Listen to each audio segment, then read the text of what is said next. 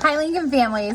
I wanted to talk to you quickly about how important your child's grip is when practicing their writing. So, in our classroom, we keep practicing our alligator snap. So we're taking our thumb, our pointer, and our middle finger, and we are snapping. Okay. Some friends do use 3 fingers to snap. We call that a quadruped grip. We're aiming for the tripod grip. I say not the elephant grip. Okay. We want to be taking these 3 fingers, snapping low to whatever we're writing with.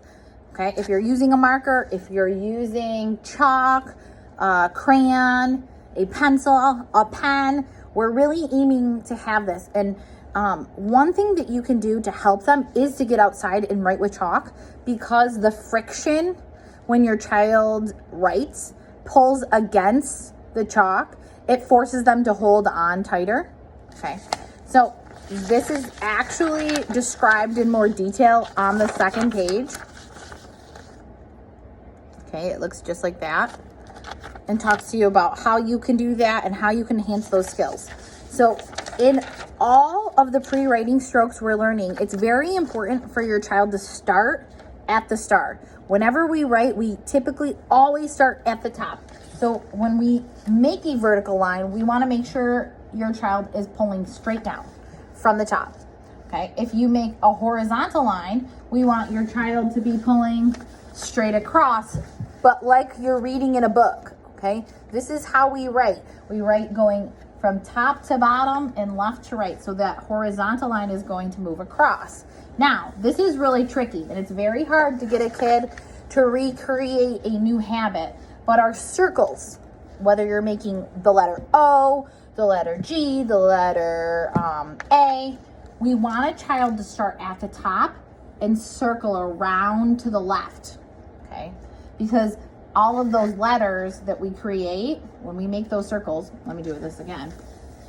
If you're making the letter A, a lowercase a, you want to end up on this side. If your child is able to make the circle the correct way, they're more likely to be able to create the letters going the right direction, okay? So if your child gets in the habit of making their O's this way, they're going to then say, circle round, come straight down. And their A's, their G's are going to go the wrong way. So continue to practice your vertical line starting at the top, your horizontal line starting from the left, and your circles moving around towards the right, okay? That wasn't the best circle, but use whatever you have at home, your crayons, your pencils, your chalk. These are the writing strokes that are of importance this week. We are going to be practicing diagonal lines, but if your child can get really good at a vertical, a horizontal, and that circle starting in the right position, that's going to be so helpful.